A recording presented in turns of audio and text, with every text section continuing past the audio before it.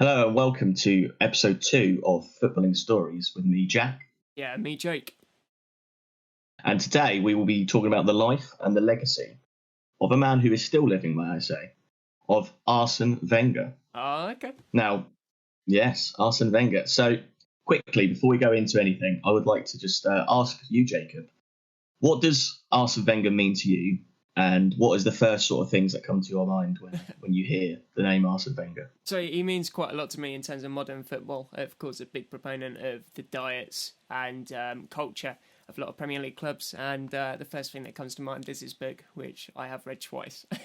So I know a bit about him already. And Very I nice. really rate him as well. I think he's such a underlooked manager when talking about like the best of all time. I think he's up there with like Sir Alex. Hmm. Well, that's good that you've read the book, just so if I make any mistakes, you can correct me in my research. Firstly, I wanted to say that if you have seen the first episode on our channel about Cruyff, please leave any feedback that you have got for it. And we'd really like to thank you for just enjoying our content, hopefully, and giving us criticism if you think it needs any work. And we're hoping when the channel's grown a bit, I think, to maybe have suggestions from you and who we can talk about. But yeah, anyway, so we'll skip over that. But I just wanted to say a quick thank you for any support that Jacob on Jacob's episode, which was very well done, I thought. Anyway, so known as Le Professeur, he had a focus of changing football for the better, for the players' perspective on how they act, train, and eat as athletes, and from a broader perspective on how the game should be played and changing the rules within the game. Here's a lovely opening quote I've got from Planet Football, who helped us in episode 1. The biggest things in life have been achieved by people who at the start we have judged crazy. And yet, if they had not done these crazy ideas, the world would be more stupid. I really like that quote because I like it. it's basically saying anything radical in life, if it hadn't have happened, then it would be a more boring place. Agreed, there's got to be a trendsetter, isn't there? And that's what it was. Yeah. So before we do a more deep dive into his career, here's a quick summary of what he has won and achieved as a player and a manager. He is a 5-time top division winner across 2 leagues, a 9-time major cup winner across 3, an 8-time Shield/Super Cup winner across 2, and as a player, he won 4 regional cups across an almost 50-year career as player and manager. So there's not many in the game that have won more than crazy. him, I think. No, not at all. I can't think of any that come to mind like straight away. Like the things he achieved. Madness. Well, there's obviously his rival in Sir Alex Ferguson, but yeah, there isn't many. That is for sure. And what I will say is across different divisions. Obviously, Sir Alex had Scotland and England mainly, but across different divisions across the world, I think he's probably had one of the most varied careers. But we'll find out about that. So here is his family background and his playing career. So he was born Ernest Charles Ernest Wenger, OBE, my ad. He wasn't born in OBE. He was obviously granted that since. He was born on the 22nd of October 1949 in Strasbourg to parents Alphonse Wenger, his father, an accountant and car spare parts dealership, or owned a car spare parts dealership, yeah. And his mother Louise Wenger, who was a restaurant and bar owner, which she had inherited, I'm guessing through family. Yeah. He grew up in Strasbourg with his 2 older siblings, Guy Wenger, who followed in his father's footsteps in the spare parts car dealership, and an older unnamed sister. Did you find out about his sister in the books? I did not know. No? Okay. So, yeah, he's got a sister somewhere. Arsene started life at home without a father due to work commitments. Meant his father would be rarely home. This was until at some point in the early 50s where his father, Alphonse, decided to relocate the family to the village of Daltonhelm, which is only about 10 miles from where he worked and very close to the German border. This was at a time of rebuilding for a lot of Europe after the Second World War had devastated most of France, meaning Wenger would have had a rough childhood, although Daltonhelm was a small community of around about 6,000 people, whom Wenger would have get to know quite well through these times. Here's a lovely quote about his childhood, which he said, "My first memories are of the church, the football pitch, and the restaurant of where I grew up." So it shows that those were the 3 pillars in his life, really. faith, football, and food to help the alliteration. So Arsene was taught faith at an early age and would be told off numerous times as chatting in church was punishable by praying on knees in front of everyone. This taught Arsene respect and discipline. Arsene first encountered football at age 5 when his father got Arsene playing for the local village team. He prayed during the game, showing his commitment to sport and religion, which I found was really interesting. And I guess it shows a deeper level of caring if you're praying for some sort of result. I thought that was pretty cool. He did have a difficult relationship with his father, though. His father showed him no praise, but this made Arsene work harder. As he said in his own words, "I never got told well done. It was always you can do better." As Arsene grew up, his passion for the game expanded, and his dream of travelling the world would hold no bounds, as we later discover. He went to university to understand people and how the world worked around him, studying a year in medicine, 3 years in economics, and a further year in sociology. So he's not only is he a very intelligent manager, he was a very, very intelligent person, and obviously gained different experiences at those 3 unis. What do you make of that combination of medicine, economics, and sociology? It's interesting. I can see the benefits of like sociology and the economics definitely in terms of the roles that managers played at the time. Of course, modern day clubs want to hire head coaches, don't they? And don't really want to have people who fully overlook things like Sir Alex had, and as Arsene Wenger did. But do you know where them universities were? No, I mean, I watched it in the documentary, and I think it was all in, I guess, maybe Strasbourg, where he grew up. Because I know that he spent a lot of his time, especially his early playing career and managing career, in France. So it would have been somewhere in France. I think he also did a year at Oxford, if I remember right. I don't know if you got there with your research, whether that come up. But I think that might have been to study English instead. All right. Yeah. Okay. That does make sense. So now we're going to go on to his time in France and Japan. So quickly, as a player, as I said, he won 4 domestic cups with I think Strasbourg. He won one with he was with Mulhouse as well, which is another small team in France, which again will later come up in his career. But Strasbourg was where he spent the majority of his playing career. He didn't have a very successful playing career, but I mean, I think he said himself he wasn't a very talented footballer, but just loved the game and was lucky that he got to experience it from a player's perspective. So we'll brush over that and we'll go on to what he's most known for, which is managed his career. Nancy was his first job. And to give you a bit of history about Nancy before he joined, they were called AC Nancy Lorraine, and they had a great sustained spell in Liga. I was going to say La Liga then. Liga during the 70s, after being promoted in just their 3rd season in the history of the club in 1970. And they had a high of 4th place in 1976-77. So they went from being Spanish to French. Yes. 2 years. Yeah, very, very, very quickly, yes. And they consistent top 10 finishes during the early 80s, which is quite good. Although in 1983-84, Nancy had a disappointing 15th finish, that's hard to say, just staying up by 2 points with 32 points from 38 games, which was under the 2-point-a-win rule. So obviously it's slightly, or system should I say, slightly different. Their current manager was Hervé Calais, but he was sacked that year, having been a club legend as a player during the 50s, when the club was under a different name, just FC Nancy. So the club, I think it was 1966, something like that. It fell away. It basically went into, I think, financial trouble, and then it was rebirthed as AC Nancy Lorraine in '68 or something. And then so they had only been going 16 years before Wenger joined, and as I said, they were doing quite well in Liga, to be fair, with a 4th place finish and lots of top 10. So, right, so they're still like top top of the French football at this point. So they when they formed, they were put in the second division and they were promoted straight away, I think. Cool. No, sorry, they're promoted in their third season. Yeah, they're promoted in their third season. Okay. And then it only took in their ninth season to finish fourth in Liga. So a very, very respectable finish.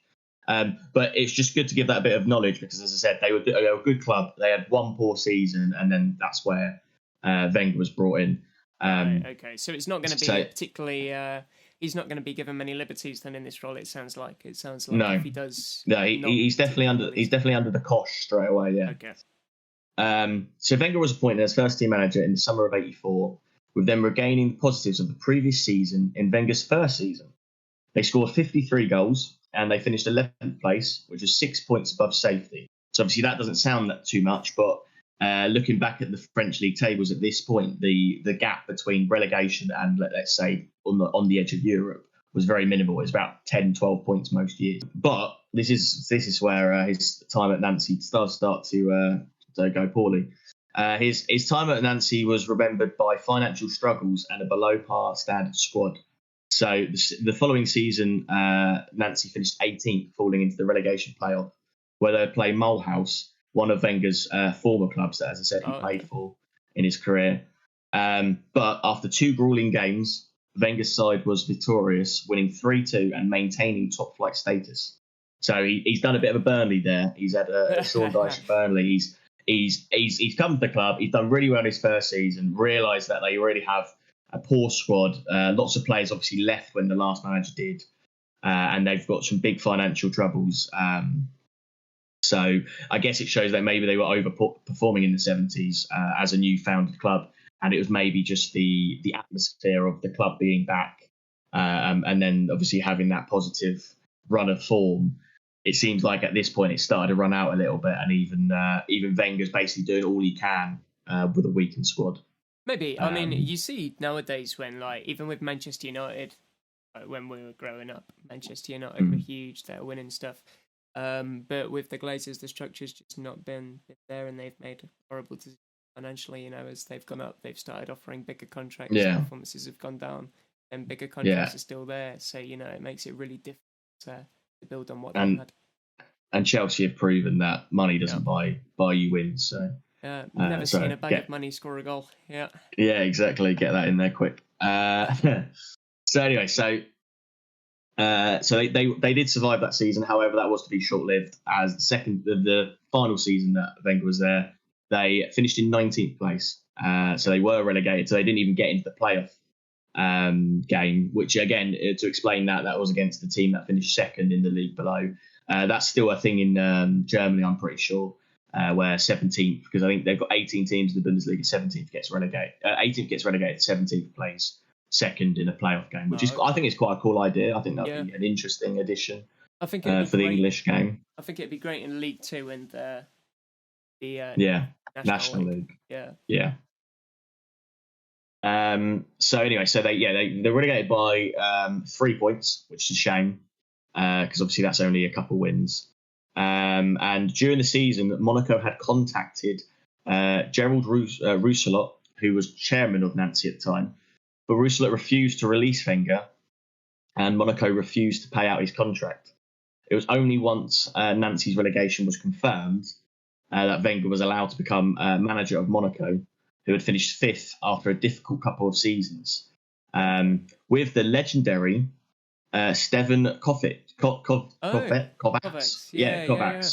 Most known for his time at Ajax in the 70s, winning 2 Champions Leagues as the highlight. So, as I said, that and having Johan Cruyff as his player, so that links lovely to previous episode. Yeah, and I think there'll be a couple of times where they interlink weirdly that I found was quite interesting at the different spells. But yeah, I just wonder I wonder what Monaco saw in Wenger. Finishing down in the relegation zones, and they're finishing fifth. They're struggling. Of course, I'm assuming Monaco, they're now looking to challenge for the title. Sort of thing. They're looking at this guy all the way down the table in relegation form and thinking, yeah, that's the guy that we want. It's an odd one. I can't think of any other scenario like that. I've not seen it in the Premier League. It is a strange one. I mean, as I said, like he was obviously doing, even though they got relegated. Yeah. it must have been a situation a little bit, and then, again, if any Luton fans watching this, no disrespect to Luton, it must be a little situation like that in terms of I know they've gone up this time, but this team is obviously a team that's fighting to stay in. Yeah. We obviously don't know the comparable wage structures and all that of the teams at the current moment, but it could have been a situation where they were gone. They were going to finish bottom, and he still obviously might have done an impressive job considering that. Obviously, they still finished 19th. But to only be 3 points from safety, to, as I said, to have in his first season, they were one of the top goal scorers in the league. I think they were like the 8th best team scoring goals, which again, for the club that they've got, for the club that they've got, I think if I remember rightly, in his first season, he scored 53, conceded 54. So it was a more defensive issue than anything. But but as I said, I did find it fascinating to think that a team like Monaco would go for someone like that, but maybe they just saw a young, brave French manager and thought would give him a try. Anyway, to start off his Monaco spell, he said that Monaco was the first time I realised I could win, which is very nice quote. That's a big kick in the teeth to the previous teams, isn't it? Yeah, I mean, it was just like even his player career, even though he won a few trophies, it was like no, this is where it's at. Monaco is the dream. You've seen like the outrage with the recent Jordan Henderson interview. Like, can you imagine that in modern times? If a manager like went from, I don't know, Burnley to Manchester United and went, I can finally win. Can you imagine? Yeah. It was a bit like Sam Allardyce at Leeds, when he was like, I'm better than Pep, I'm better than Klopp. Came in with 4 games and got 1 point and relegated. So it's sort of similar. So anyway, he said that he realised he could win, and he did. In his first season, he won the league by 6 points, achieving Monaco's first title since 1982. So this is 87. So they haven't won the title for 5 years, and their 5th title in their 64-year history up to this point. The signing of Englishman Glenn Hoddle was proved key in Monaco's success that season, and Wenger tried to repeat this in his second season by signing a certain George Weah from Cameroon club. Yeah, George Weah from Cameroon club. Forgive me on the pronunciation. Tona Yundu or Yundi from Cameroon, as I said. But in his 4 years at the club, Weah and Wenger didn't win the title. They finished third, second, and second again, respectively, as there was a certain French team who was dominating at the end of the 80s and the start of the 90s in Marseille. They won the title in all 4 years, stopping Monaco, and achieving what no French club had done before or after, may I add, in 1993, by being the only French team to win the Champions League, winning 1-0 versus AC Milan. So obviously PSG, as we said, you can't just throw money at football. PSG are famous for spending a lot of money on players. They've got the 2 most expensive transfers of all time still, and they still haven't done what Marseille have done, which is win the Champions League. So with a fantastic squad as well. I mean, it's not the only thing PSG are famous for, of course. But yeah, it is mad that they're the only French team that have ever won it, because the French teams are still considered in European competitions incredibly strong and to be candidates for winning like the Europa League and things like that. So you would have expected more, but that's really cool. Yeah, so Wenger did win a cup though, and obviously did George Weah and the players he signed. They won a cup in 1990, which was the year after they had played Marseille in the finals. So back-to-back finals in 89 and 90 against Marseille. In 89, they lost 4-3 in the final. Absolutely gutting. That's like the La Coruña losing the league title and goal difference. Getting all that way. Yeah, and then the second year, they won it in the 90th minute, in the last winner, 1-0. So very contrasting finals. You got a 4-3 loss and a 1-0 basically last minute winner. So very high emotions at this time. That's probably a slugfest as well.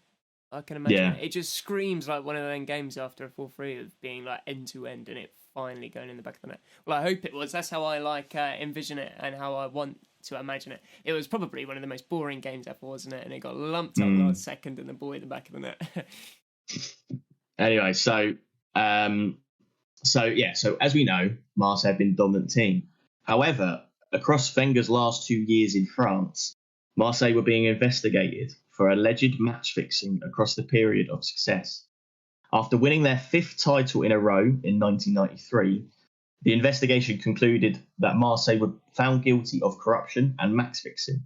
Their 1993 title was stripped, so they got to keep the other four, which is again controversial. Yeah. And they were forcefully relegated in 1994, despite finishing second that season. So finished second in the league, and they were like, "Nah, you're gone."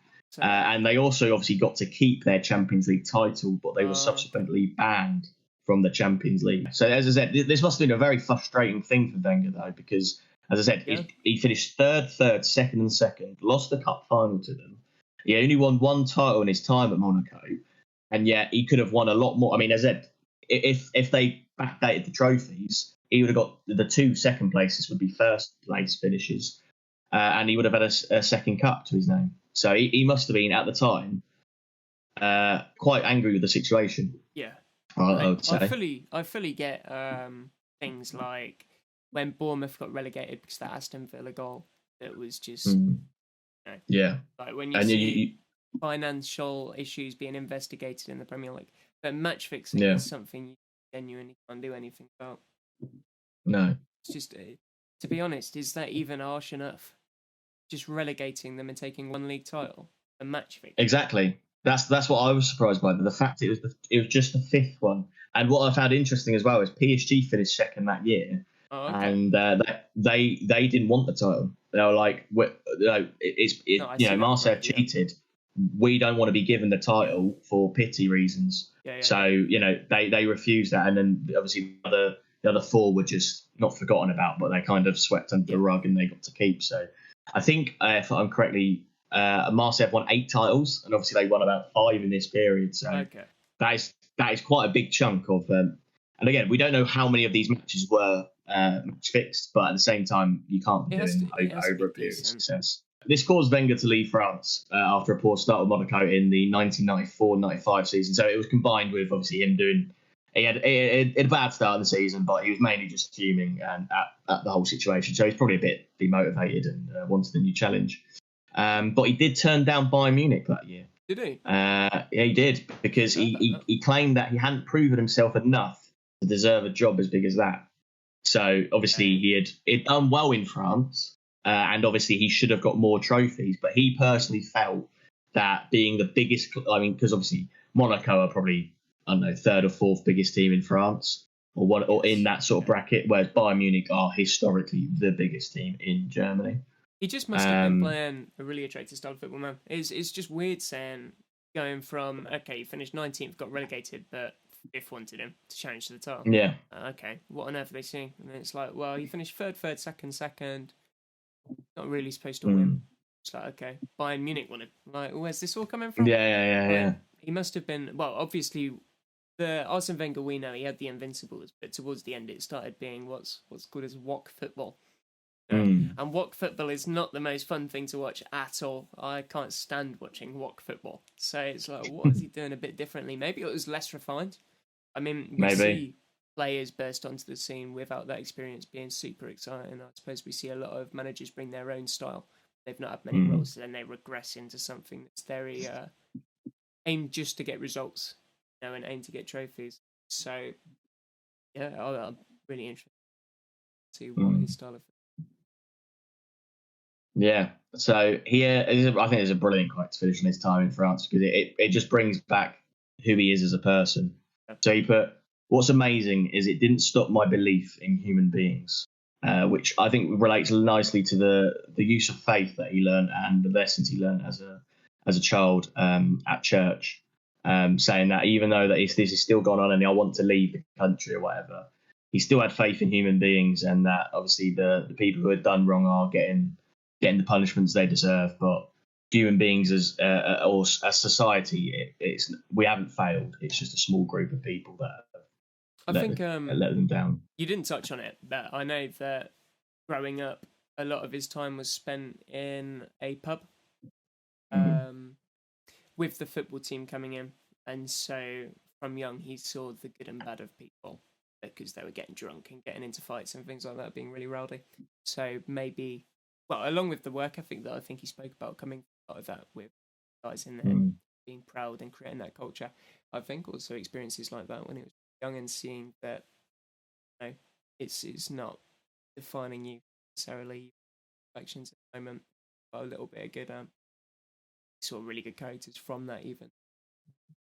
Support is well. Yeah. So he left France, but before the start of the 1995 season, Wenger worked for FIFA for the first time in his career. He was a member of the organisation's technical committee, and on a trip to the UAE, he had to attend several conferences, and was responsible for analysing that summer's World Cup tournament. This is key, as Japanese delegates who attended were highly impressed with Wenger and his communication skills. The J League was growing rapidly, with players such as Gary Lineker being used to expand the pool of Japanese talent and the eyes of the world, who had been on Japan throughout the 80s through different industries, such as music, such as just their culture. A lot of film and TV was a lot of film and TV in America was quite heavily inspired by Japanese culture. So after those talks, there was months of deliberation from both parties between Wenger and the club that he is about to become manager of. And in December 1994, he finally did sign as manager of Nagoya Grampus. I probably pronounced that horribly. Is it Nagoya Grampus? We're going to go with Nagoya. Sorry if I've butchered that. The club, which is ironically the club that Lineker had retired at, and Wenger was in attendance for Gary Lineker's last game in professional football. That's interesting. So that's a nice touch. It's quite an industrial town, isn't it? So it was. It wasn't tourist destination, to say the very least, and a lot of his workers, I believe, formed from the factories. The places for it, industrial, and the work ethic, by the sounds of it, it's something you really admired from this place. Obviously, there's a little bit before to with almost not having the people involved saying I'm not coming until it's sorted. I think he also agreed to do it whilst still in a job with someone else with FIFA. He said, "Well, I've got this. I'll come in 6 months, and this is what I want." It's negotiating as he can. It was so heavily influenced by the people there in the club and their approach and professionalism that he hadn't seen necessarily in Europe, that he then brought over, especially diet as well. Diet was one of the huge things with people that so successful when he came in, such an impact into that Arsenal team. I'm sure you're going to get into that sort of stuff. Yeah, so his impact was immediate. He took Grampus from being the bottom of the league the previous season to second in the division that year. They won 17 of their 26 games, and they only missed out on the league by 8 points. So, quite a good first year, as to say the least. And that same season, they won. Have we moved into 3 points for a win now, or is it still 2? I think it's still 2 at this point. Okay. I'm not sure. I'm not too sure. I'm not too sure what that changed, and also I'm not sure if that was all. That must have been a worldwide change, to be fair, because I know UEFA and FIFA have their own rules. But I'm not too sure about that. If it's 3 points, that's 3 games. If it's 2 points, that's 4. So it was still, and obviously it shows that if he's won 17. Also, by the way, in the Japanese league, they didn't have draws at this point, which I found was interesting. They had wins, they had losses, and they had penalty kick bonus points or whatever. So in fact, he couldn't even get draws in this time. So he literally just lost 9 games outright. There were no drawing in, and obviously there was the penalty shootout option, but none of his games in that first season went to a penalty shootout, which I guess shows the type of football he plays, maybe, in terms of it was free-flowing attacking football where you win by a couple goals some games, or you get countered for the opposing team. Just on that, I've seen the argument. I'm not for it, but I've seen the argument that we should scrap draws and we should look at penalties to decide result afterwards. What are your thoughts on that? So the thought process behind it is, instead of 2 teams playing out for the draw, they're going to have to force some action. You're going to have to try and look for the win to get your points. But on the downside, is a penalty shootout is so random, and does a draw not equate nicely to what you should be rewarded in the game? I mean, I think it'd be interesting because I know they have they still have it in the Youth Cup. I think in the it's called the EFL Trophy or Papa One's Trophy or whatever, as we call it, Papa John's. They have a bonus point for a game that ends a draw does go to a penalty shootout, and I think that would be a very interesting addition to the main European leagues because, as I said, like you said, it would force teams to go for the winner, but also if you know you can get that extra point. I mean, they have bonus points in other sports like rugby with like try when you score a try and then you get an extra 2 points if you can convert the following kick. So I think it'd be an interesting addition. Whether it should happen or not is another thing. I mean, I would quite like to see it trialed and then see what the feedback is. Because as I said, I think that little extra. I think here's the thing, right? I think I can speak categorically here. People hate penalty shootouts when it's their own team, just for nerves. Yeah. But everyone loves a penalty shootout. Yeah. Everyone loves watching a penalty shootout from a neutral. Now, if it happened every game, that would obviously take away potentially the specialness of it.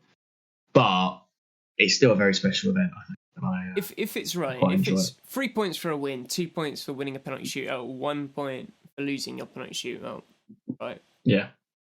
If you're playing Man City right now in the Premier League, are you not looking for that 2 points? Are you not just going to try and do whatever you can to force that penalty shootout for the chance at taking the points there, rather than trying to take 3 points?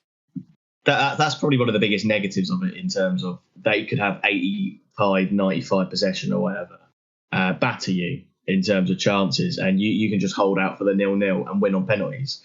And you get more points than them, even though they played the much better football and had more effort. So I do see that as a counter argument, and definitely a negative. But as I said, I think it's something that has to be tried just to see if it makes the league better, more interesting, more exciting, or if in the end, because you wouldn't want to be relegated on a penalty shootout. No. Just imagine if it went down to final day. And two teams playing each other drew, and it was literally relegation went down to spot kick. That'd be awful. Abusive for players as well, man. You know what I'd love to see? You know what I would love to see American penalties trialed. You know, when they start from a certain distance, they've got 5 seconds to score, run towards the goal. Got to run flat on because it's easier to score past the goalkeeper at an angle. I think that would be just so much fun to watch, like in hockey. Yeah, that's what I was about to go on. That's the first time I saw it was watching the women's hockey, I think back in like 2016, the Olympics, whatever. And that's the first time I'd ever seen something like that because I didn't watch much hockey. And I really liked the idea of the goalkeeper because the goalkeeper felt like it had more of a presence. It was huge where it could come out and sort of block it shot. Then that'd be amazing for football. That would be. Anyway, let's go. That was a nice little detour. My bad. That was nice. That's fine. That's a nice little detour. Anyway, so that same season, after finishing second in the league, they won the Emperor's Cup, which is essentially the Japanese FA Cup, winning 3-0 in the final against Sanfrecce Hiroshima. Yes. Yes, that my pronunciation today has been so on point. Thank you very much. Wenger won his first individual honour as well, winning the J-League's Manager of the Season. Very cool. Following his league and cup double. So it's actually called the J-League at that time? Yeah. Oh. Yeah. I think I can't remember what year it was formed, but it was around about the same sort of time as the Premier League. I know that it was sort of like 90s because, as I said, Lineker. Okay. So what year are we talking right now? So that is 94, 95. Okay. Yes. So more success came Grandpa's and Wenger's way, with starting the second season off with a Super Cup win against Yokohama Marinos. I think I've got that one right. 2-0. Boosting both the club and Wenger's reputation. The following season would be his last in Japan, where clubs from Europe, including Strasbourg, his birthplace, and former club during his playing career, and obviously another club came around and inquired about him. He turned down Strasbourg because he had already accepted a job at Arsenal, which we'll go on to. But he left Grampus after 17 games into the season, and the club did finish that season second once again. So his short spell in Japan was very successful. Obviously he won't get credited necessarily for the second place finish because he left halfway through the season, but he still set it up to a good season. So 2 back-to-back second place finishes, an FA Cup and a Super Cup. So very successful short spell. At that team? No, I don't have any information to you. Okay. Yeah, I can't remember it 100%, but I know for sure that at some point he went over to Brazil. It was before he took the Japanese role full time. So he went to Brazil to watch football out there. And he made connections. And at some point he was interested in this centre-back, this Brazilian centre-back. And so I can't remember if their agent with the Brazilian centre-back flew into Japan or if Wenger went the other way. But I think the agent turned out to be like Roberto Carlos, and the Brazilian player was like his nephew or something. And he was playing at the back for him at the time. I believe there was a couple of others, but I can't tell you off the top of my head because it's been a while since I read the book. So as I said, that ended his time in Japan. But we're going to have a nice little flashback now to a certain date in 1989, which Wenger has described as the most important day in his career. So to paint the scene, Wenger spent New Year's Eve 1988 watching Galatasaray, which had been drawn as Monaco's next opponent in the Champions League. Wenger, being madly in love with football, also decided to take a trip to London. It happened to be Arsenal versus Tottenham at Highbury, which is obviously a very big game. This is the 2nd of January now, 1989. At halftime, Arsene Wenger's life would change forever. He has said for many times that a cigarette changed his life. So at halftime, he went for a cigarette break where he bumped into a friend of Barbara Dean, who was the wife of David Dean, who was director of Arsenal at the time. After a short conversation, David invited Wenger to dinner that night, and the relationship was formed overnight, something that would take us up to the autumn of 1996. So that was a lovely little flashback. So we got some early quotes. Ian Wright said that he looked like a university lecturer, which I guess he would have loved. Nicknames that were around the place for Wenger included such as Clouseau, which was a detective, and the Pink Panther. He would make mistakes and was quite a clumsy manager at the start, and players didn't take him seriously straight away. The press hated having a foreign manager coming in. It's like they're really against him, and it wasn't just Arsenal, of course Arsenal being a high reputation team, it was just England in general. And he's one of the pioneers actually of managers in and changing our perception what they can do with the Premier League. Arsene said in his own words, he said, honestly, they were brave to appoint me, which again, even though he knows he's been successful, he's acknowledging the fact that he's had spells, obviously, in France and Japan, but he hasn't, in terms of the English media, like you mentioned, he hasn't achieved much in the game in terms of that sort of higher level. And for a club such as Arsenal, you're going to one of the biggest clubs in the world, and probably at the time, definitely London's most successful team. Because obviously this was before the rise of Chelsea and the Abramovich era. So, he's going to a huge club here, and he knows that they're right. Just quickly, someone else was being favoured for the Arsenal job. Have you got an idea who that might have been? No, but you saying that rings a bell. And I know it's not our boy Miljanovic from Real Madrid, is it? No. It was someone huge. Who was it? It was someone huge. It was the star of episode 1. It was Mr. Johan Cruyff. It was Mr. Johan Cruyff. I remember saying now as well, because that was him playing. Leicester wanted him to play. That's interesting. No. He was favourites for the Arsenal job, but due to that that early meeting in '89 between David Dean and Wenger. Dean preferred Wenger after obviously they got a personal relationship there, and as I said, I think they'd been talking for the whole time. They'd been friends on that eventful night, and they'd been talking for 7 years now. So Dean knew the man quite well, and obviously trusted him with very big job. When Wenger joined, he described Arsenal as being a team with one star. That was Dennis Bergkamp. He described as the one star player at the time. Bergkamp then responded to Wenger saying that Wenger didn't want to take the English mentality out of an English team, and he even expected that from the foreign players, which I found very interesting. He wants to drill in the fact that he's all about culture, and he is very accepting of where he is at the time. That's the culture that we've got to respect. Yeah. Just to go on to the taking seriously, I don't know how much you can speak on it. A lot of his things were taking like pills. I can't remember what the pills were. Something. Do you know what the pills were? I know he had the vitamins. Yes, vitamins. Yeah, I don't know what the pills were. Vitamins. Yeah. It was like some of the French players there were happy to take them, and then Ian Wright spoke about it. It's like, I don't know if I'm doing this. I'm not doing this. But after watching like some of the performances of the French guys, it's like, okay, no, I'm going to start taking these pills, and eventually all of them got there. I think it's interesting that you say he wanted to to force the English culture onto other people, because the English culture at the time was drink heavy.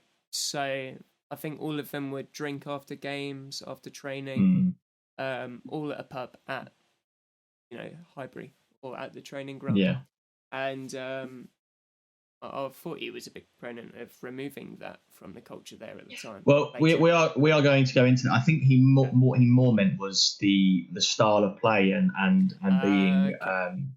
being aggressive and not hiding away and being present at all times and fighting for it. Because as I said, I think when he travelled to Highbury that day, he really that's when he said he fell in love with the English game for the first time. To see how physical it was. I mean, Cruyff spoke of that as well, didn't he? He said when he went and played, I believe it was at Anfield, just hearing how differently the fans treated it. That he just felt an affinity towards it, and he said himself that he would have played over here if there hadn't been a international player ban. Yeah. Lee Dixon was another one of his former players, described him as saying that his biggest asset on the training ground was allowing players to express themselves and to work out problems on the pitch, which again just describes the man in another good way, that he's allowing his players to figure out the problems themselves as well as something we see much, no? No, I'd agree there. So yeah, Wenger, as you have sort of got on to say, he learned in Japan that health was the most important thing to improve performance, and took on the Arsenal players' eating habits, he took on the eating habits of Japan and planted it into English football. That's what I was trying to say. Martin Keown described it as giving a renaissance to the group, which again, using a French word to describe a French manager. Very nice. Good words, Martin. He changed their good words. He changed their habits, stating that in England you eat too much meat and sugar, and so sugar was banned, butter, and tea as well to add. And then, as you said, he added vitamins into their diets, and limited players when they could go out drinking, as you said, because England had a very drinking culture. His training with the nutritional changes made his players feel like superheroes. That's what a lot of them said. Okay. They felt completely reinvigorated and almost different athletes. I've heard Ian Wright speak about it, yeah. Although just 6 weeks in charge, there was rumours of resignation that started stirring. Wenger passionately defended the fact that he hadn't resigned, and it was just a hurtful ploy to get him out of the club for wanting to do things differently. Ian Wright said, "People are afraid of things that are different. It is natural to find fault." And Wenger responded by saying that every win that he got gave him time for the job. So it's a very scary first season it must have been to hear that from the English media, of them just wanting to get rid of him straight away because he was. I think the English media at the time were obviously scared what he was potentially doing to the game, even though they didn't necessarily see the benefits in it straight away until the results started to come. Do you know who Wenger's first signing was as Arsenal manager? It's not. I might be completely wrong with this. It's not Vieira, is it? It is Vieira. Very well done. He was an unknown superstar who had come through France, hit with the spell at Cannes before a very short-lived spell at Italian giants AC Milan, which is where he was signed from. Vieira's impact was instant on the Premier League, and Arsenal finished in Wenger's first season in charge third, which was their highest Premier League finish to date. So very, very, very good first season. In Wenger's first full season in charge, obviously because he took over in November of '96, which I forgot to say. So yeah, he had about 6 months in that season. In his first full season, it was to be a memorable one. He signed key players such as Emmanuel Petit, which was a more defensive-minded midfielder from Wenger's former club, Monaco, and a new young attacking player who was 17 years old at the time. Do you know who that might be? He's also French. I couldn't tell you quickly. It might be Thierry Henry. Not quite. Thierry Henry did come later. This time was a 17-year-old Nicolas Anelka. Oh, of from course. PSG. I remember him talking about the issues with Nicolas Anelka. Anelka, did he work with Nicolas Anelka before? Or was it Nicolas? I think it might have been Nicolas Anelka was really having issues with not getting much game time at the club he was at. And so he wanted to force a move. Yeah, he was forcing a move from PSG. And then, again, Nicolas Anelka had issues with game time at Arsenal and not starting. But eventually... Yeah, now, this year, 1997 to 98, was the birthplace of one of the greatest Premier League rivalries of all time. Arsenal versus Manchester United, who at the time had been under Sir Alex Ferguson since 1986 and had won 4 of the first 5 Premier League titles, with Blackburn being the only exception. Now, on the 14th of March, 1998, Mark Overmars scored the only goal in a tight and cagey affair at Old Trafford, which would cut Man United's lead from 9 points down to 6. So we're getting into the run-in at this point. Man United are in a 9-point lead. They're at Old Trafford. They got this new manager in Arsene Wenger at Arsenal trying to do something special. And they win it late on in a very tight, cagey affair. And it seemed that the pressure started to get to Man United because Arsenal were on a mission. And on the 3rd of May, they sealed their very first Premier League title with Tony Adams as captain, scoring the winner against Everton. They ended the season with 10 consecutive wins in the league, and they beat Man United to the title by 1 point. Now, we are now in the era definitely of 3 points for a win. So they won it by a point after winning 10 in a row, which started at Old Trafford. That is just incredible. To start off a rivalry and to win your first Premier League title in that fashion must have been amazing. We think it's mad, but of course we know exactly what's about to happen. So it's like, of course, yeah. Yeah, true. But obviously this is a huge achievement. And Wenger became the first foreign manager to win the Premier League. And he wasn't finished there, as Arsenal did their first double, winning the FA Cup at Wembley, beating Newcastle 2-0 in the final. I mean, what a crazy first full season. Obviously, he's found 3 gems there in Vieira, Petit, and Elka, just to add to the squad. And as I said, I remember obviously it was quite an English team at the time, and it was like Martin Keown said, it was a French revolution. Like, not only have they brought a French manager in, but they brought all this like young French talent, and it's worked instantly. I think the Frenchman that came in, apart from Anelka, because Anelka's, by the sounds of it, a bit tricky to manage. But by the sounds of it, the people that did come in and buy into the culture that he was trying to instill were influential in encouraging the other players as well to do that too, because they were seeing the benefits in training of like Vieira doing stuff, and they're like, "God, I want to be as good as him. I want to be able to run as long as I'm going to start doing the stuff that's being asked of me." And so that really brought the buy-in that they didn't necessarily have when he came in looking like a professor. Yeah. Right, we'll move on to 1999. Now, 1999 would be an historic year in English football, as we all know. Yes. So we're starting off quite late into the season here, but for good reason. The FA Cup semi-final was between Arsenal and Manchester United. The first match had ended 0-0, so at this time it had gone to a replay, which would become one of the most dramatic games in FA Cup history. David Beckham opened the scoring, but it was Arsenal's star player, Dennis Bergkamp, equalised midway through the second half. Anelka also had a goal disallowed, and Roy Keane was sent off for Manchester United for a second yellow after a cynical tackle on Mark Overmars. Just as the match looked like it was heading for extra time, Phil Neville made a late challenge on Ray Parlour, gifting Arsenal the chance to seal themselves a place in the final. Bergkamp stepped up, but it was saved by Peter Schmeichel in goal. During extra time, Ryan Giggs scored one of the greatest goals in FA Cup history to break Arsenal fans' hearts, and the result stopped Arsenal's attempt at a consecutive double. But it helped Manchester United pull off for the first time in English football as they won the treble, beating Arsenal to the title by 1 point, opposite to the previous season.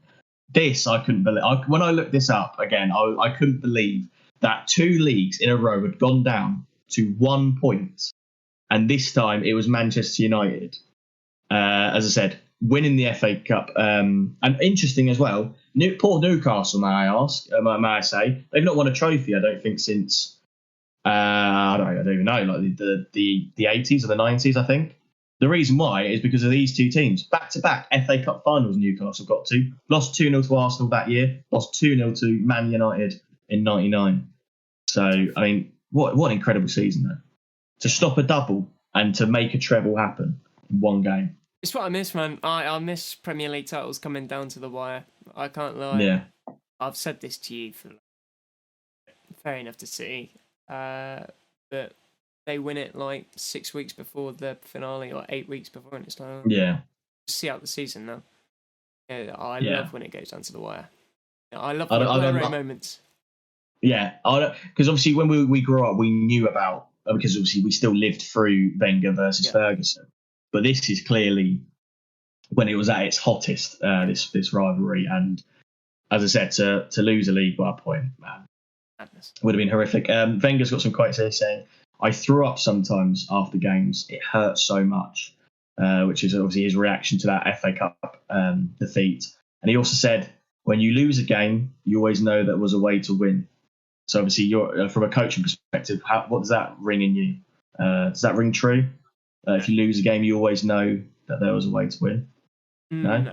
Only, but this is completely different. Because sometimes there's teams, right? When you watch, for example, a League Two team play against a Premier League team, sometimes there's days, right, where the League Two team look good. But other times, there are games where the Premier League team shows that they're a Premier League and they just bop them. And it's just impossible to play against. And so if you're in them impossible ones, it's like, well, they're a Premier League team, like it was bound to happen.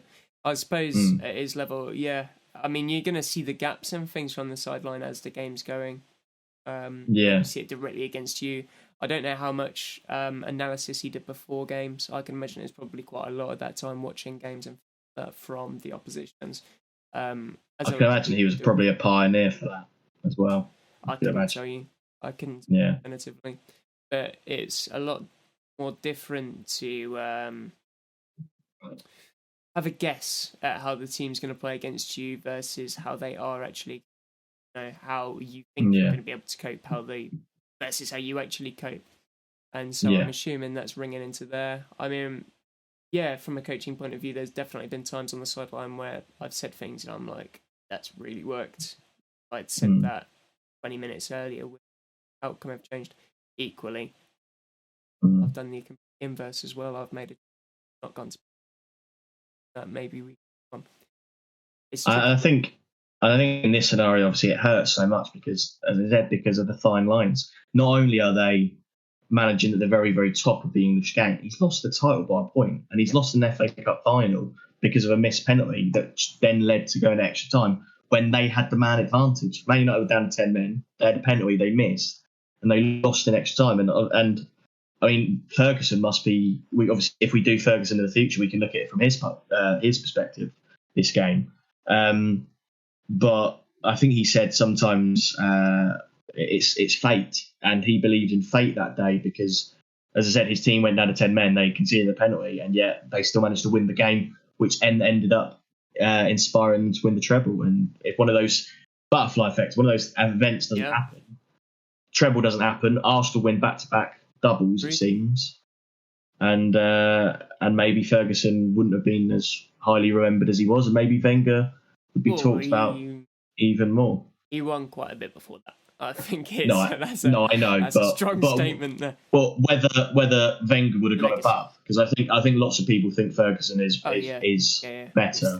Whether it would have changed it, Outside of Arsenal fans, I think everyone's Fergie. Well, who would you say? Out of curiosity, obviously you're going to be biased towards Wenger.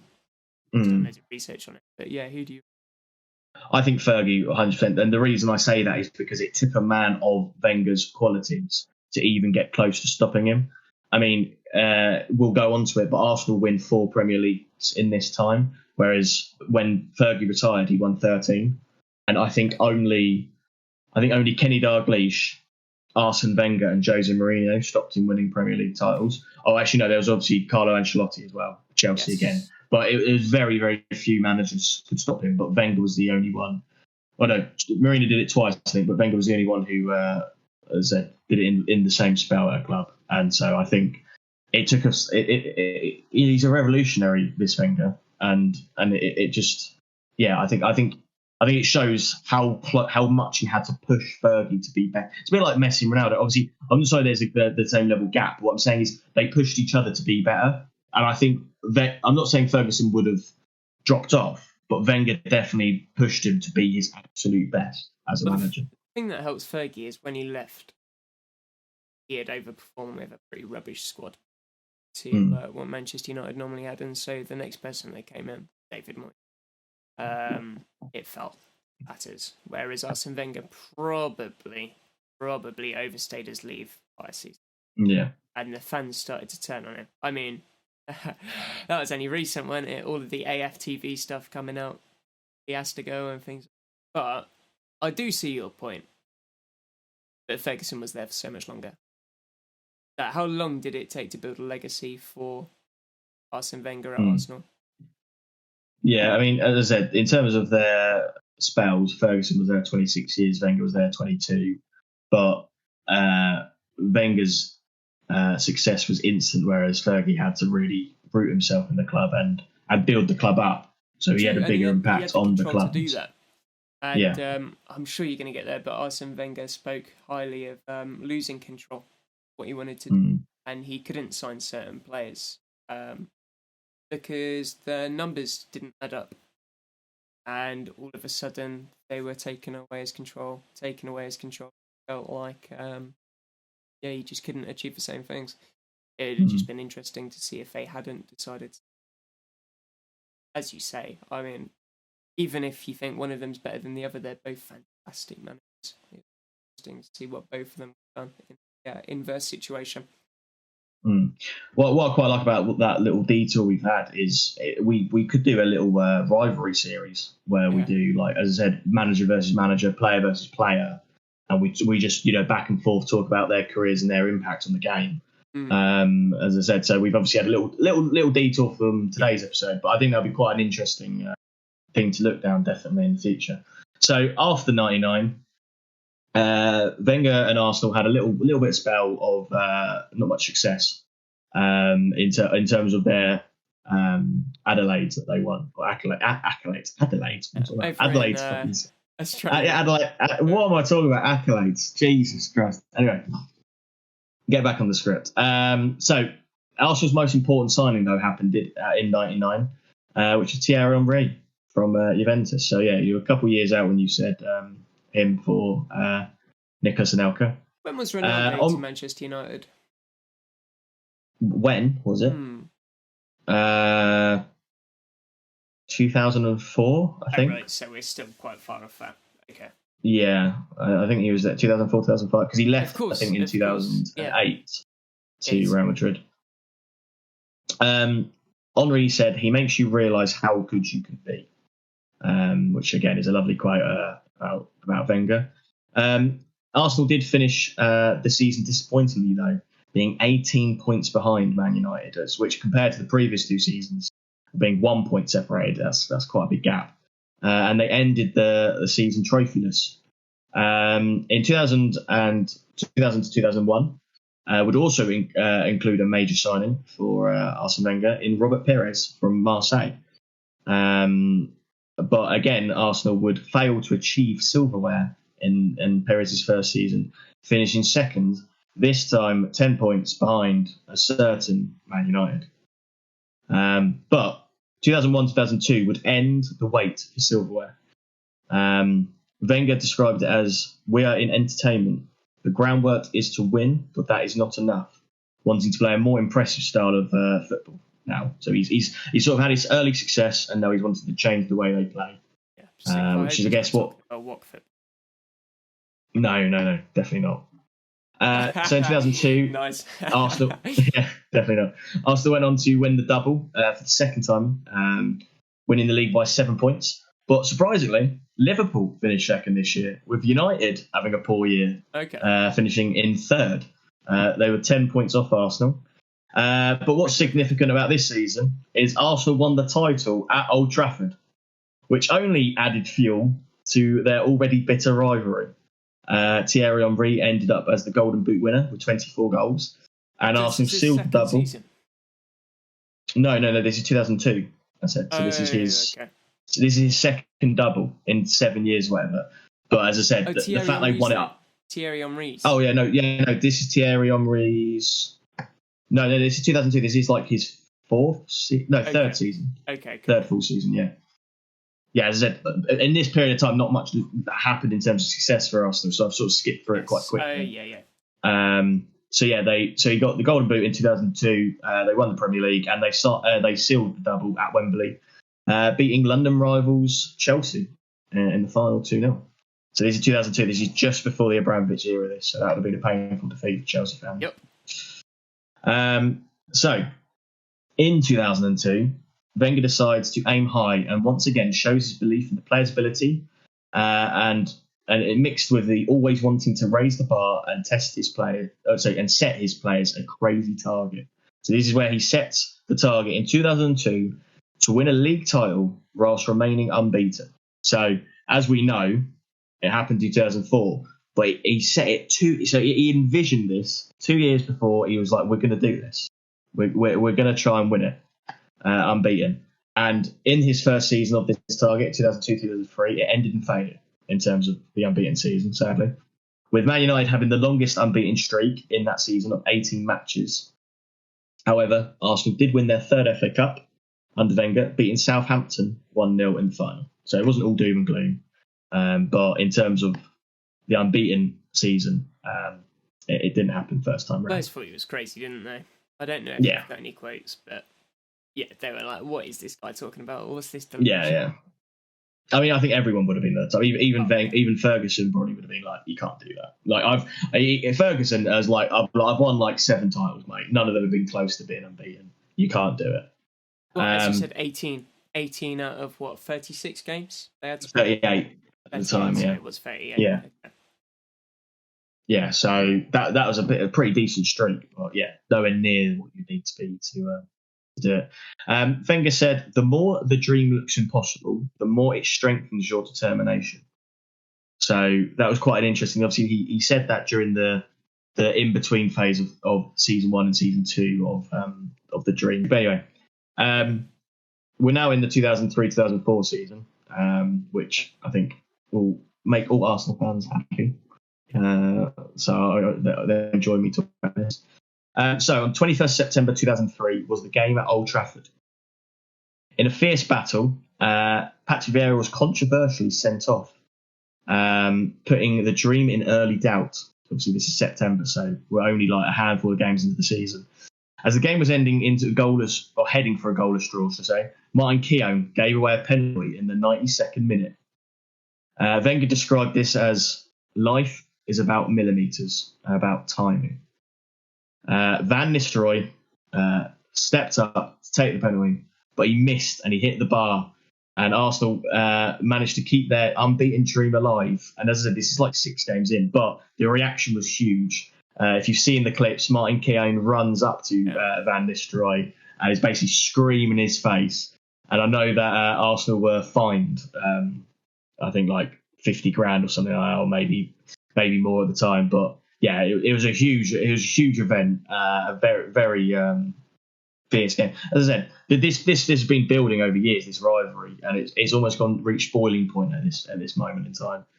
And it's kind of a nice parallel to that FA Cup penalty miss, in terms of in '99 it felt like it was Man United's fate, and then in 2004 or 2003, but 2003-2004 season, maybe it was going to be fate that Arsenal were going to do it with this penalty hitting the bar. So it's funny how football works sometimes. Arsenal would be moving out of Highbury soon as well, due to Wenger's success. A list of 50,000 people were on the waiting list for a season ticket now. So they had to move, as David Dean described. Wenger also told his players it was now or never for their unbeaten season dream, as across the city a certain Mr. Roman Abramovich had arrived at Chelsea, starting a new era of money in the English game. So he believed this was it, because to try and not lose ever again is going to be so difficult now that there's money in the game. Yeah, I can't imagine anyone doing it now, just because of the quality of the teams. I mean, with all the money means even Aston Villa is spending £100 on quality talent. Any team. And I mean, it's different. Obviously, I know it was so early in the season, but Manchester United were the team going to stop them. But once you get over that hurdle, it really is not plain sailing, but it's achievable. You know. Yeah. Now, I mean, what teams have you got to beat? You've got to beat Chelsea. You've got to beat Man United. Obviously, recent times not particularly difficult, but it's difficult. But now you've got Brighton. Now you've got Tottenham Hotspur. Now you've got Man City. You know, Brentford, Fulham, Palace away is a hard game. Yeah, you know, it's the quality of the teams because of the money that Abramovich spent in the league. Manchester United aren't innocent of that either. If you look at the most expensive Premier League team, according for inflation, as I said to you earlier, it's only Manchester United, Chelsea players. Yeah. Yeah, speaks volumes, that. Yeah. So as the season rolled on, Arsenal were looking more likely than ever to pull off the seemingly impossible, but they faced one of the toughest weeks in Wenger's career at the start of April. So, the 3rd of April 2004, Arsenal were knocked out in the FA Cup semi-final to Manchester United. Then, in the Champions League quarterfinals, they had to play Chelsea in a second leg, which again they lost on the 6th of April. So things were starting to really fall apart here.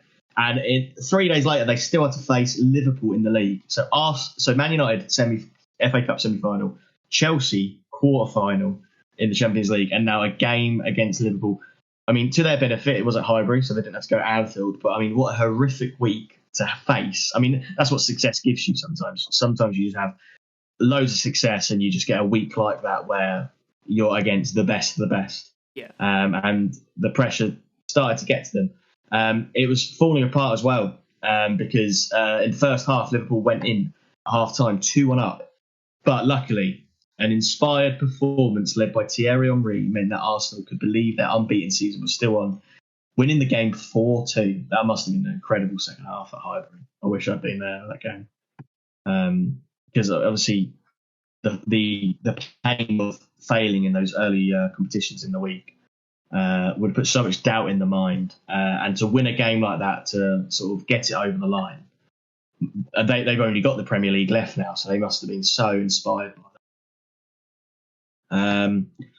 So Arsenal went on to seal the Premier League title at another important ground for them. This time it was at White Hart Lane, home of arch rivals Tottenham. But Arsenal and Wenger's finest moment came a few weeks later, when Wenger's first signing, Vieira, became the man to seal a 2-1 win over Leicester and created history to become the first team to end a 38-game season unbeaten with 26 wins, 12 draws and 0 losses, being just the second English team to go unbeaten since and the first since Preston North End's 1889. Okay. Right way around. 1889 campaign. There we go. We talked about a lot of 90s recently, so my brain instantly went to 90s. So yeah, they've done it. Any thoughts on where does that rank for you? I know we talked about the treble, and obviously City have had success. Where does the unbeaten season rank for you in terms of Premier League successful? Well, a lot of people talk about it being a lot of draws. Now we need the team to win every single game. Now, obviously, in terms of Premier League teams, that team's it just is. I think even if you put them in a modern setting, they would still perform very high standard. Yeah. I think it's one of the most impressive things achieved. The thing I always pair it to in my mind in the same category is Ranieri with Leicester City. See, I'm not the only one with bad pronunciations. Come on. I was just giving a more Italian there. But I put it in the same category of being impossible. Not impossible, but you know what I'm saying. If someone suggested that that's what they're aiming for, you would go, But they've actually achieved it. It's up there with the most impressive things. Yeah. Right. We'll quickly again that was the high point his time at Arsenal and probably of his career, to be honest. So we'll quickly run through the rest of his time at Arsenal before moving on to what he currently does in football. So Wenger never achieved a title win again after the historic unbeaten season in 2004. Describing the rest of his time at Arsenal as Highbury was my soul, but the Emirates was my suffering. It's a very interesting quote. Arsenal's last 2 seasons at Highbury were disappointing. As the building of the Emirates left Arsenal broke. Well, not broke, but short of money, should I say. Yep. Having ended up spending over twice as much as they expected. I think they spent 426 million on the Emirates when they had a budget of 200 mil. So quite heavily overspent. In 2007, David Dean stepped down and Arsenal was taken over by the Kroenke family, who remain in charge as of today. Wenger considered leaving many times, rejecting jobs from Real Madrid, Manchester United, Juventus, PSG, and national jobs in the form of the French national team and the English national team. But was too in love with the club that changed his life. Wenger did win a further... All of his teams played in red and white, didn't they? That he coached. Yeah, pretty much, England, England kind of do play in red and white. What are we doing? Why are we not going? I mean, would it have made a difference, do you reckon, in the style of football? Yeah, 100%. Yes, 100%. Some of the managers we've had, come on. Better than Capello doing a better job than... Yeah. Is it even a question? Yeah, okay. Yeah, fair enough.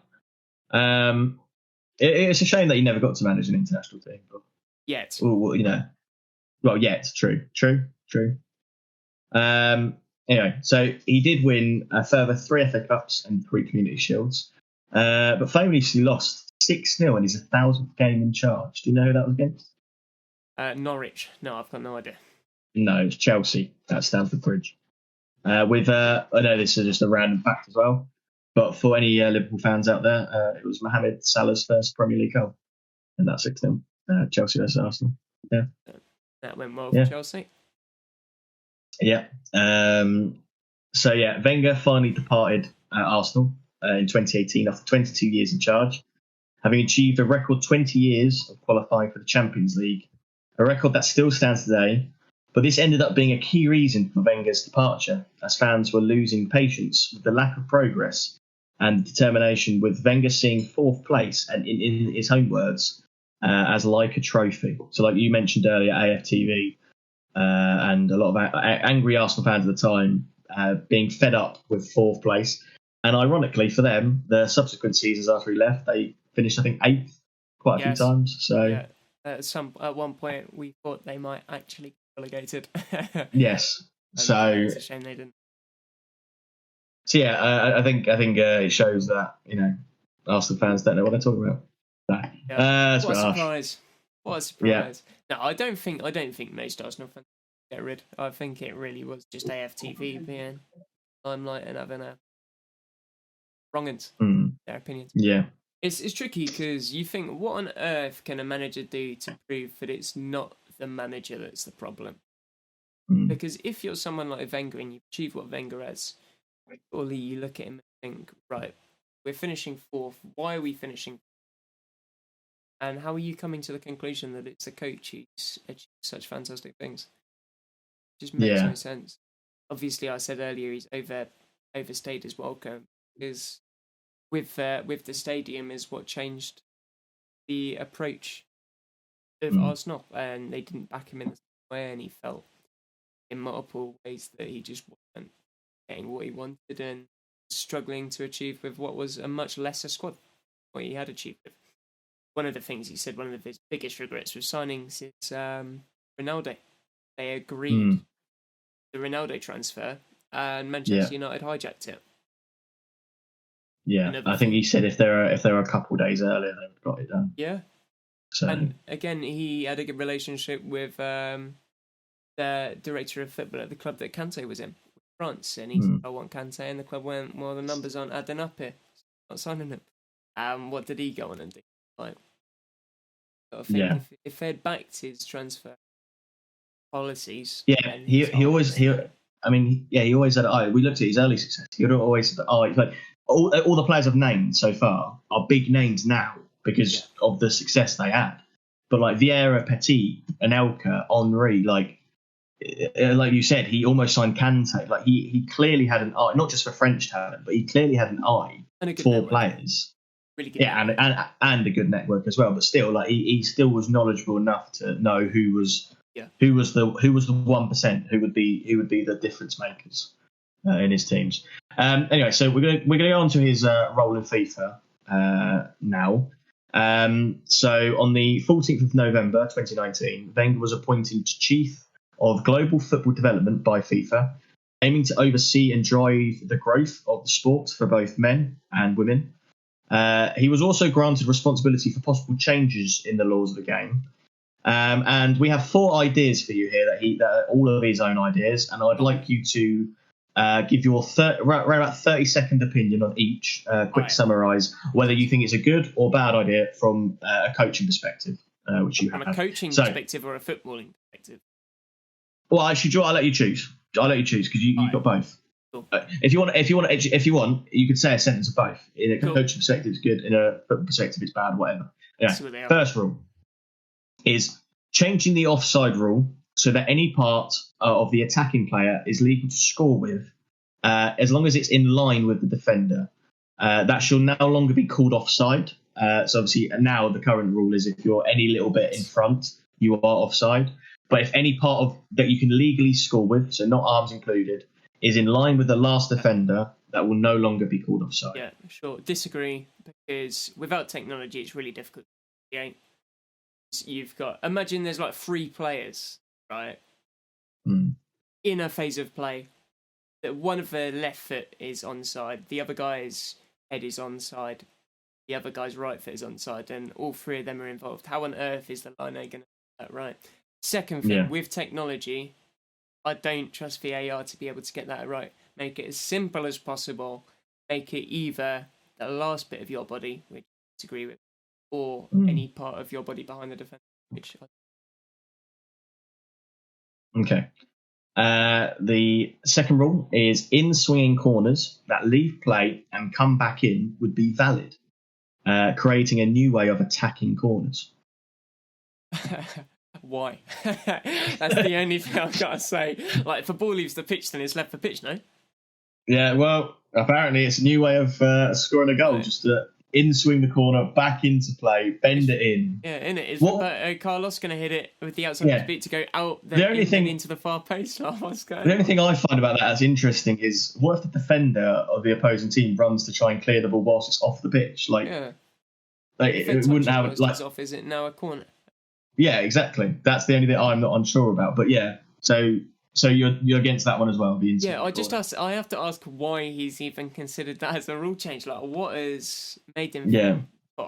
That should be legal. Right? Yeah. The third one is being able to play a free kick quickly to yourself, to have no one else around you, so you can just pass it and then carry on. Disagree. I don't see an issue with the rule of you're not allowed to touch the ball after a set piece. It's like then do you lead to throw-ins? Can you throw in the ball to yourself? Right. And he's saying dribblings, right? He's saying dribblings. Yeah. He's talking about dribblings. A pass to yourself is just going to be a little touch, so you can just dribble. But yeah, I see the benefits of it because continuity, big thing. It gives the advantage to the attacking team, which the set piece is supposed to be. But is it worthwhile? I mean, this is the first one that we've had where I'm like, okay, if you see some of it, yeah. Would it be the impact that I'd like?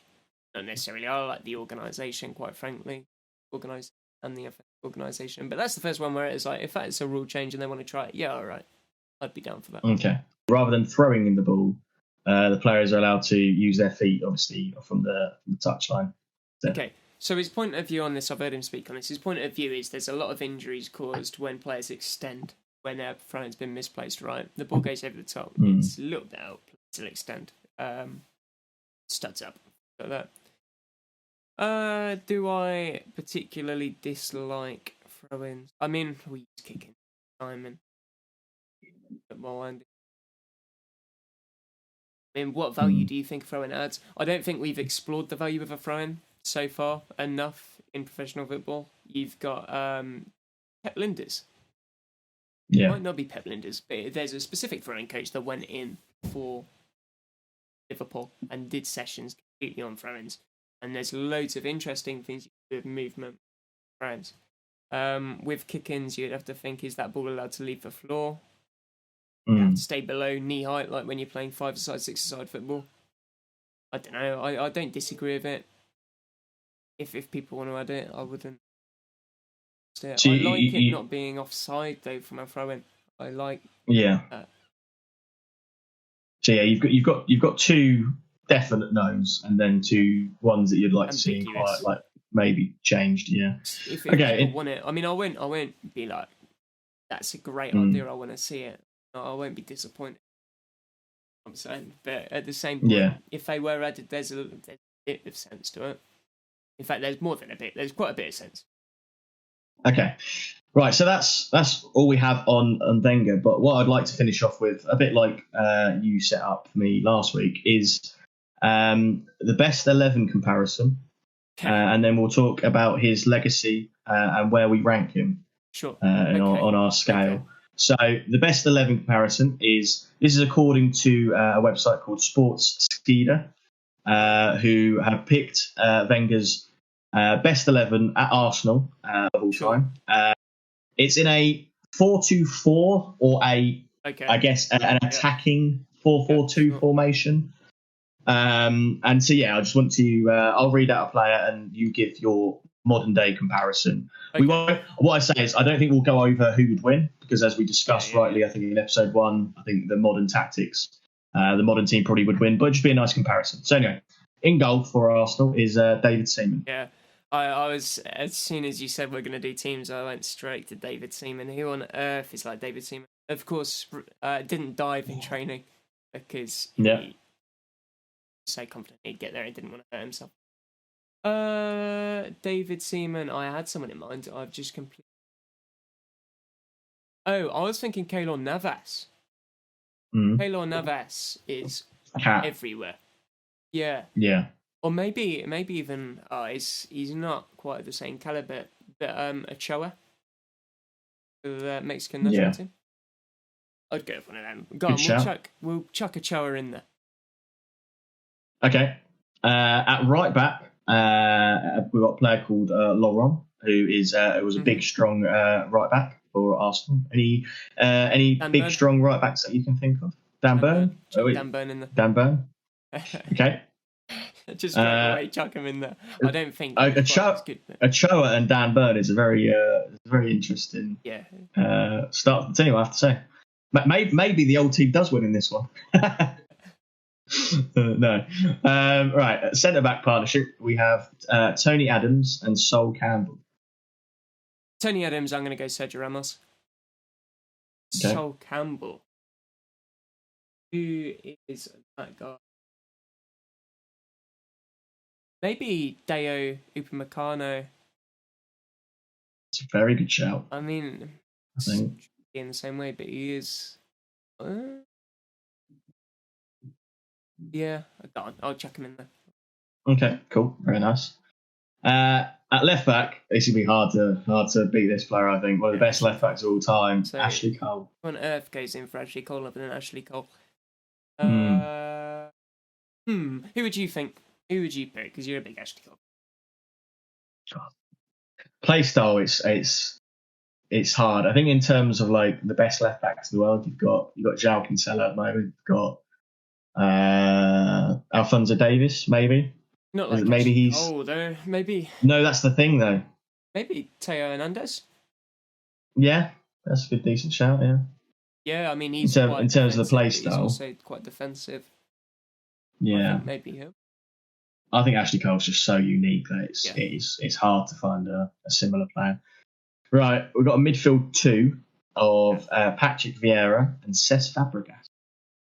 Well, Patrick Vieira, I'm going to go N'Golo Kante. I think two Frenchmen, two men with incredible tenacity. And who is the other one? Cesc Fabregas. Fabregas. You don't necessarily. Kovacic sprung to mind straight away, but I don't think that's right. I think an Ilkay Gundogan is probably offering for Man City last season what he offered for Chelsea. Premier League, I'll go with. Very, very good team. Right, we'll do both wingers at the same time. On the right wing, you have Freddie Ljungberg, and on the left wing, you have Robert Pires. So no Henry on the wings. He's got to... Okay, well, Henry can be Mbappe later, can't he? So, well, Pires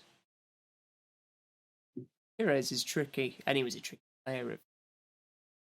I think you're not looking at someone like Riyad Mahrez. A bit more material, I think, than Pires. Sense. Who would you think? Pires. Well, they described him as a great link-up player, and I know we mentioned him in episode 1 in the comparison teams, but I just think because of his relationship with Harry Kane, I think a bit of a human son.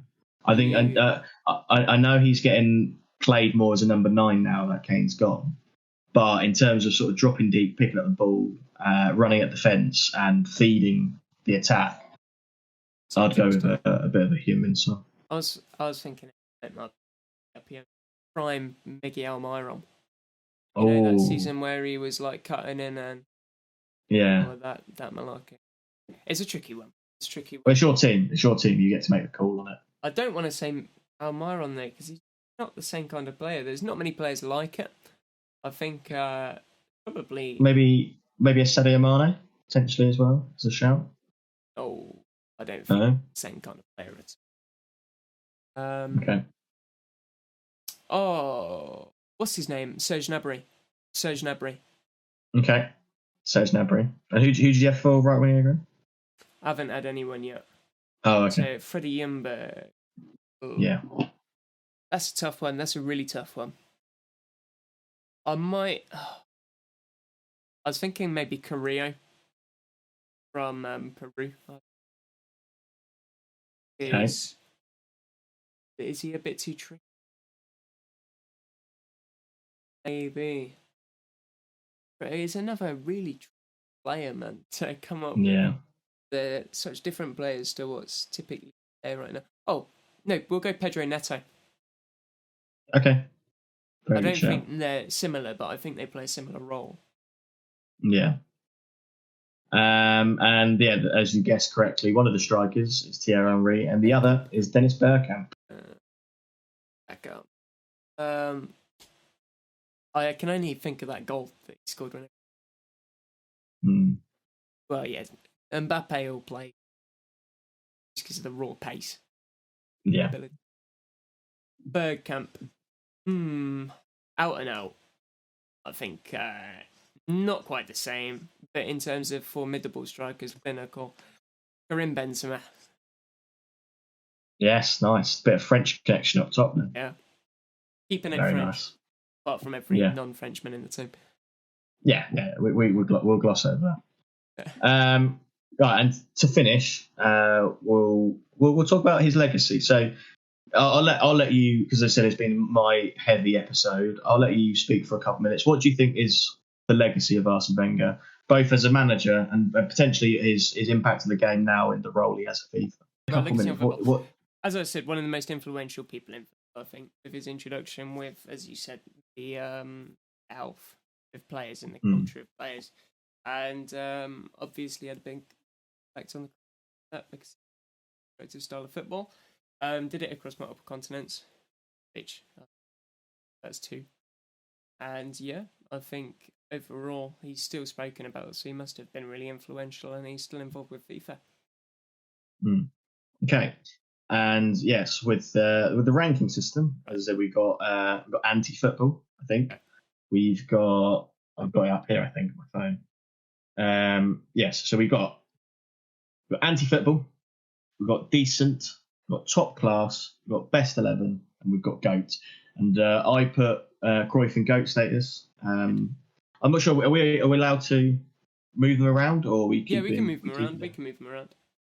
Okay, so do you think Wenger deserves to be in GOAT status with Cruyff? Or? Well, I'm going to start with the player. Okay. Decent. I don't think the player was quite anti-football. I don't think he was quite that bad. No.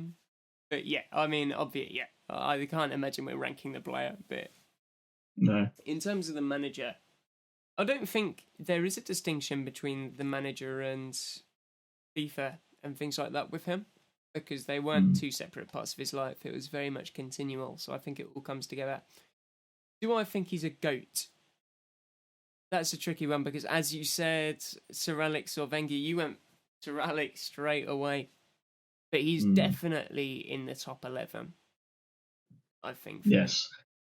I would agree with that placement, yeah. I mean, once we've done maybe more episodes, we can really think, okay, does Cruyff deserve to stay at that GOAT status? Once we've prepared him to a few more people. But yeah, I think absolutely Wenger's in that starting 11. I mean, did he influence football as much as Cruyff? And I think no. The answer's no. No. Right. Well, thank you very much, everyone, for listening to episode 2. We'll hopefully be shortly do episode 3. We don't know whose that's on yet. That's up to Jacob. So I'm intrigued to see who he's thinking about doing it on. But this has been Footballing Stories. I've been Jack. I've been Jake. And thank you very much for listening.